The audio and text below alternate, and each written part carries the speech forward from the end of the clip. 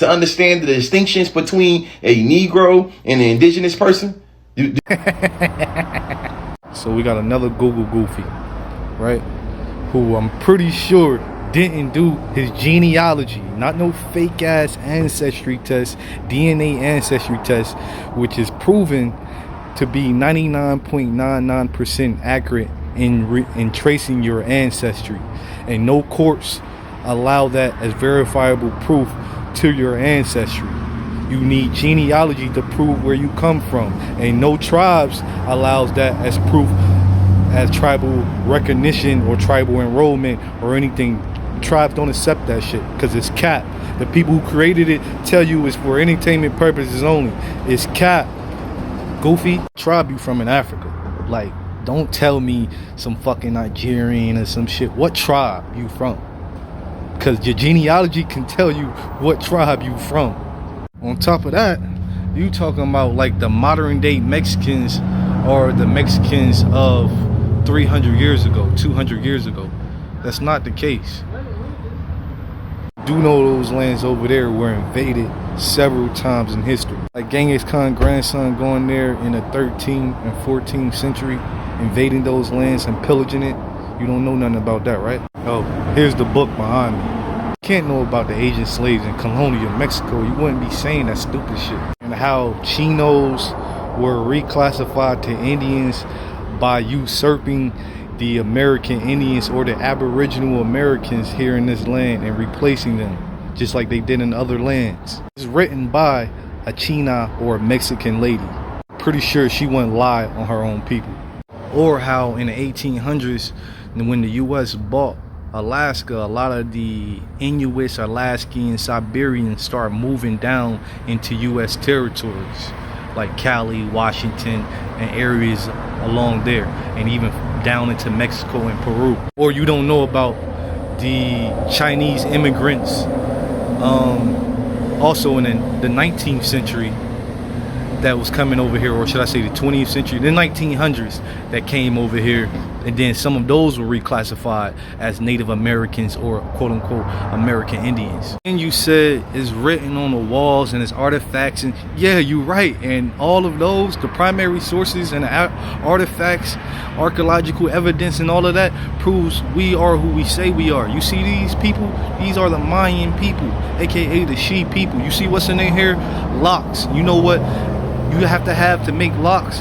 As culturally, it was a thermal regulator. Nobody started wearing locks until we started wearing locks. Let's be real.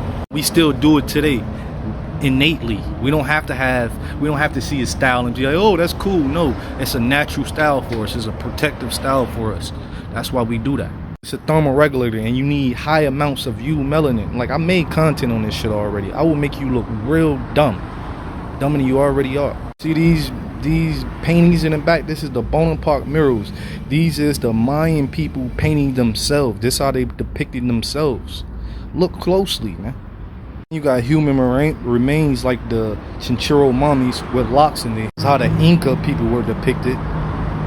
This is Luzia, the oldest intact skull that was found in the Americas. I wonder who that is. This is a drawing just in case you start talking some bullshit of how they painted Luzia, or how she would have been depicted or looked, right? This was found in South America. This is an Olmec statue, aka She statue, called El Negro. I wonder who they talking about. I got so many primary sources, artifacts, depictions, and everything proving, and not only that, most importantly, genealogy proving we are who we say we are.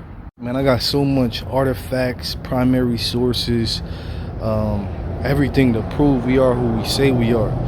But it seems as though that you suffer from cognitive dissonance.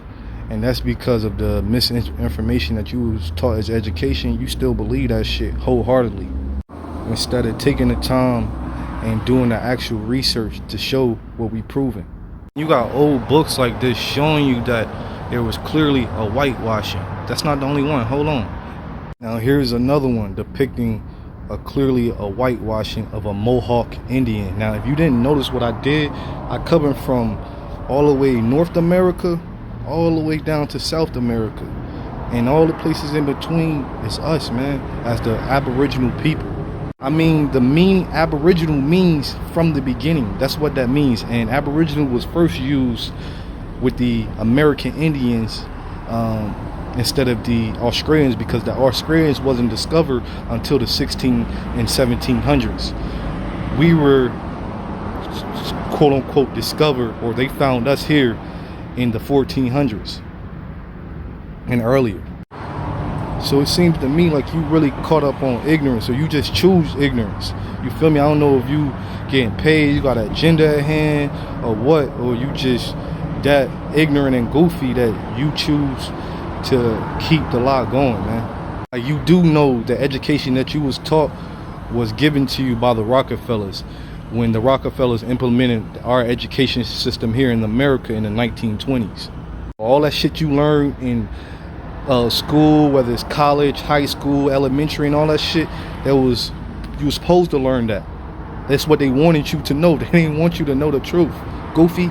I'm gonna end it with this, right? All of the oldest earthworks and architecture or landworks were found in the Americas, meaning the pyramids and the mounds that we have are older than the ones in Africa. Not only older, they're bigger. Not only bigger, we have more of them.